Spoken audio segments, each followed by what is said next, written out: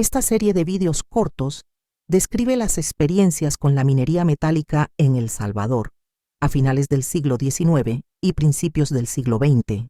El primer vídeo muestra la forma en que las compañías extranjeras trataban a la mano de obra salvadoreña. Las compañías mineras extranjeras utilizaban a los salvadoreños como bestias de carga. Esta es una foto de salvadoreños cargando piedras para la Sociedad Francesa de Minas, dueña de la mina El Tabanco, en el departamento de la Unión, a finales del siglo XIX. Sin importar la experiencia con las compañías mineras, el gobierno salvadoreño destacaba las posibilidades económicas de la minería metálica, pero la población tenía una perspectiva muy diferente. El segundo vídeo nos lo explica. A principios del siglo XX, los gobiernos y la gente pobre hablaban sobre la minería metálica de manera muy diferente. En 1912, habitantes que vivían cerca de la mina de San Sebastián, en el departamento de la Unión, explicaban que, con el procedimiento empleado en el laboreo de sus minas, que es la cianurización, han arruinado totalmente los únicos dos ríos de esta jurisdicción, el río de Santa Rosa y el de Agua Caliente, en donde arrojan el cianuro que les sirve en el procedimiento químico para la extracción del oro. Que debido a la intoxicación de las aguas de estos ríos, hemos sufrido los habitantes de esta desgraciada tierra pérdidas incalculables en nuestros bienes de campo, al grado que hemos quedado casi en la miseria. Las publicaciones patrocinadas por el gobierno solamente prestaban atención a los posibles beneficios de la minería. Una de ellas decía que en los departamentos limítrofes con Honduras se encontraban yacimientos de platino que hoy vale más de 6.000 francos el kilo, bajo formas de pajuelas asociadas al osmio, iridio, rutenio, vanadio y a partículas de oro. Pero las autoridades afirmaban que todavía no había suficiente inversión, que la actual exportación salvadoreña de minerales preciosos tendrá que triplicarse una vez que afluya ese capital. Esto se publicaba al mismo tiempo que un incendio en la mina del Divisadero, en el departamento de Morazán, cobraba la vida de 50 mineros que quedaron atrapados en los túneles. Vemos entonces que las experiencias de la población salvadoreña con la minería metálica a principios del siglo XX fueron negativas. Entremos en detalles. Hace 100 años, muchos creían que la extracción de metales estaba destinada a competir con la agricultura como fuente de prosperidad. Las autoridades salvadoreñas dieron incentivos a empresarios extranjeros como Charles Butters. Les daban exención de impuestos a cambio de invertir en grandes instalaciones. Los intereses mineros eran tremendamente influyentes. Henry Garthwaite, el representante de Butters, era tan cercano a los presidentes salvadoreños que a veces le servía de intermediario con Estados Unidos para disgusto de los diplomáticos de dicho país. Su influencia era tan grande que las minas destruían el medio ambiente y ponían en peligro al personal de las minas y a vecinos con total impunidad. Dos ejemplos. En un episodio de activismo temprano contra la minería metálica y la contaminación del medio ambiente, 49 habitantes que vivían cerca de la mina de San Sebastián, en el departamento de la Unión, escribieron al presidente Araujo en 1912.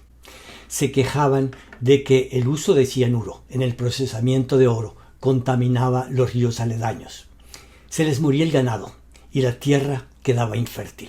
Se estaban quedando en la miseria. Un incidente aún más grave ocurrió en la mina del Divisadero en 1915, cuando reventó la bodega de dinamita. El incendio provocado por la explosión duró varios días. Hubo una jornada en que murieron 50 trabajadores atrapados en los túneles. La compañía era tan influyente que logró que el gobierno dijera que las pérdidas humanas habían sido mínimas gracias a la pronta acción de los heroicos estadounidenses. El gobierno mentía. Si en lugar de abrazar la agenda de las compañías mineras, las autoridades hubieran escuchado a quienes protestaron en 1912, tal vez se hubieran evitado la pérdida de valiosas vidas en el Divisadero y más de 100 años de contaminación ambiental. La investigación del incendio en la mina del Divisadero exoneró a los operadores de la mina, demostrando el enorme poder que tenían las compañías extranjeras. Después del funesto accidente de la mina de oro del Divisadero en junio de 1915, el gobierno de Carlos Meléndez nombró una comisión para investigar los hechos. El incendio en los túneles de la mina había durado varios días, causando gran alarma en todo el país.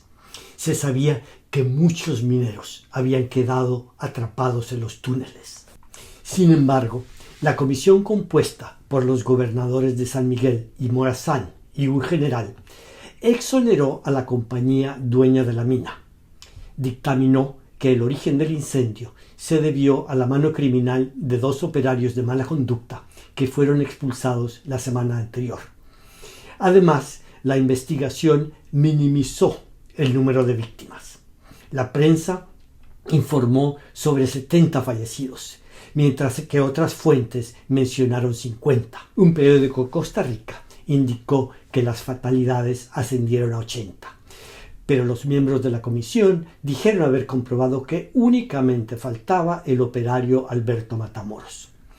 Días después, ni siquiera se podía entrar a la mina debido a la hediondez de los cuerpos en descomposición. Después del informe oficial de una investigación que había tomado poco más de una semana, se dio por terminado el asunto y no se volvió a hablar del trágico incendio de la mina de oro del Divisadero. Las compañías mineras extranjeras siempre se salían con la suya, y los beneficios de las exportaciones de oro nunca llegaron a la población. ¿Por qué? Para entender esto tenemos que analizar las relaciones de estas compañías con los líderes políticos de El Salvador. Los detalles del contrato de 1904 nos ayudan a entender la naturaleza de estas relaciones. ¿Por qué los departamentos de Morazán y La Unión no son los más ricos del país, si ahí se encontraban las principales minas de oro? En la primer gran concesión minera del siglo XX, se decía que la extracción de oro iba a crear muchos trabajos para la gente humilde y que se estimularía la actividad económica. Pero el contrato del gobierno con los concesionarios estaba redactado para favorecer a la familia en el poder y a compañías extranjeras. Las partes del contrato, firmado en 1904, eran, por un lado, el gobierno de El Salvador y por el otro, el representante de los estadounidenses H.P. Garthwaite y Carlos Butters. Y además, y aquí está el quid del asunto, la sucesión del general Santiago González. ¿Quién era la sucesión del general Santiago González? En la práctica, la sucesión del general era el general Tomás Regalado, el hombre más poderoso del país. Aunque el presidente era José Escalón, todo mundo sabía que quien realmente mandaba era Regalado, que estaba casado con la hija y heredera de Santiago González. Esto explica por qué los estadounidenses decidieron asociarse con la sucesión del general. El contrato se redactó para favorecer los intereses particulares de la familia que mandaba en el país y no para beneficiar al pueblo salvadoreño. Gracias al contrato que la Asamblea aprobó en tiempo récord y sin estudiar ni discutir sus contenidos, la compañía minera no pagó impuestos, contaminó las aguas de los ríos con cianuro y fue responsable del accidente laboral más letal de principios del siglo pasado. El pueblo salvadoreño salió perdiendo.